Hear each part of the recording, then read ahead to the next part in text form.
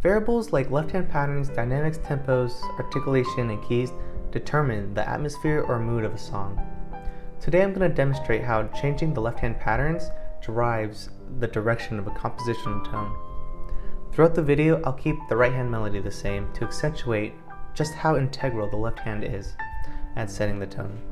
Now, let's jazz and jam. If you want to depict an epic or intense mood for a composition, try to emulate a symphonic or orchestral sound. In our left hand, we want chords that fill up a lot of physical space to mimic multiple instruments and harmonies found in full bands. If I'm composing a dramatic piece, I usually play hard, powerful octaves in my left hand. Dynamically, think in terms of forte and fortissimo.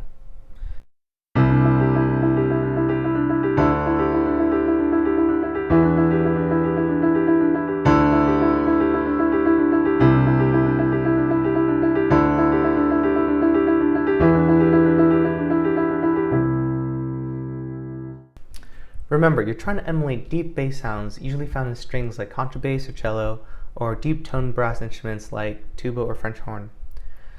To avoid flat and stagnant octaves though, you can optimize momentum by adding in-between notes, also in octaves. I'll also add a turnaround at the end to seamlessly get us back into the progression.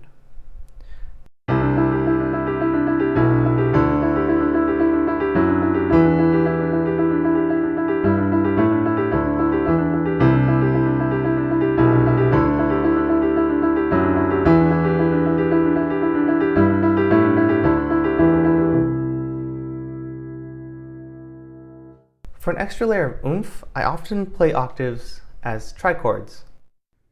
A triad is a 3-note chord made of thirds, whereas a trichord is any 3-note chord, regardless of the interval in between notes. All triads are trichords, but not all trichords are triads.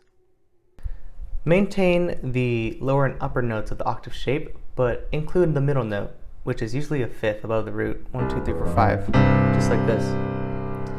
By adding an extra note in the left hand, we've literally added a bass note in the bass, and therefore created more of a foundation to support our melodies. Let's hear how it sounds.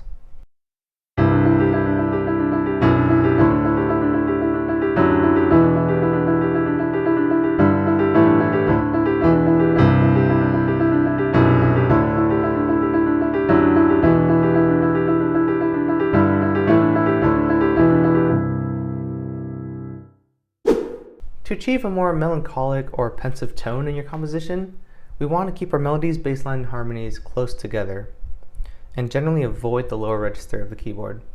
Instead of big octaves, I'm going to instead have small chords built with intervals like thirds, fourths, fifths, maybe even seconds.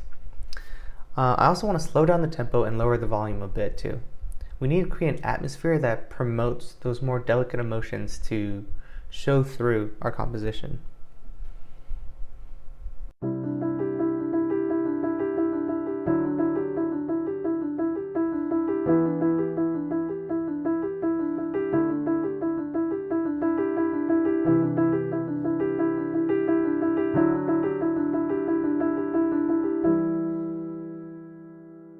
For a more subdued and intimate tone, I love playing suspended chords, sus2 and sus4 chords. Now suspended chords, like their name suggests, they're suspended. They lack closure, both sonically and metaphorically. They flow incredibly nicely into subsequent chords, especially ones with stable tones like the root, third, and fifth. When we're in an emotional state, we're constantly seeking stability, and suspended chords act in the same way. Listen to how these chords flow into one another.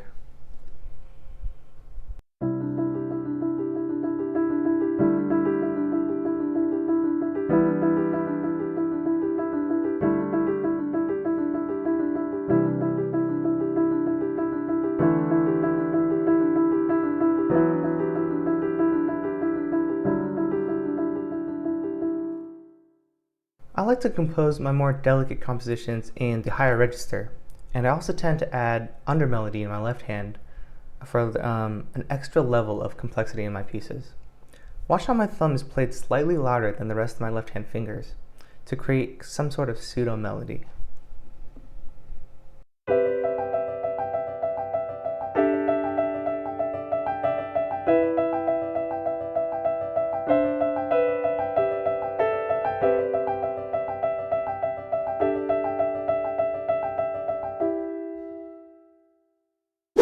Sometimes you're not going for super grandiose or tragic and emotional. Sometimes you just want to do something chill, laid back, a light bouncy groove, what I call easy listening. Low stakes but still extremely fun. If we want to convey a light bouncy mood, our left hand in turn needs to be light and bouncy. Broken chords, syncopation, a moderate tempo, moderate dynamics, but lots of articulation lend themselves to this chill upbeat vibe.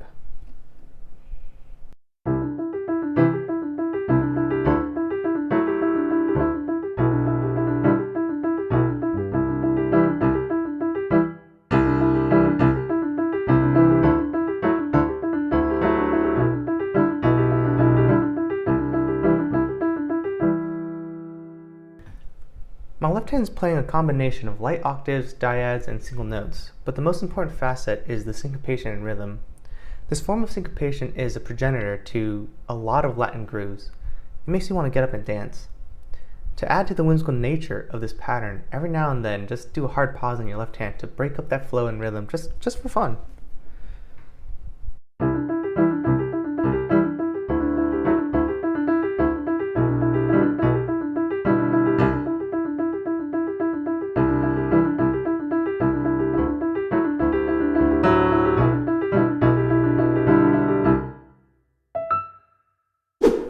Now I've shown you 3 left-hand patterns and how they drastically impact the tone of a composition.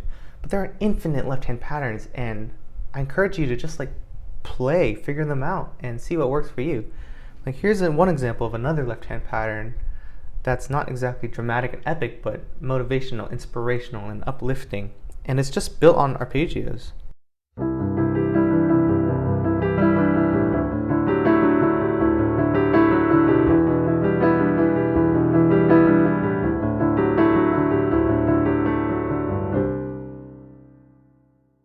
Check out the free practice sheets in the description.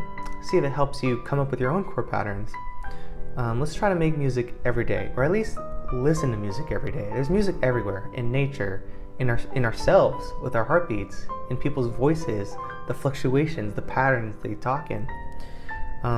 Music is everywhere, and let's do our best to be grateful and appreciate it, always.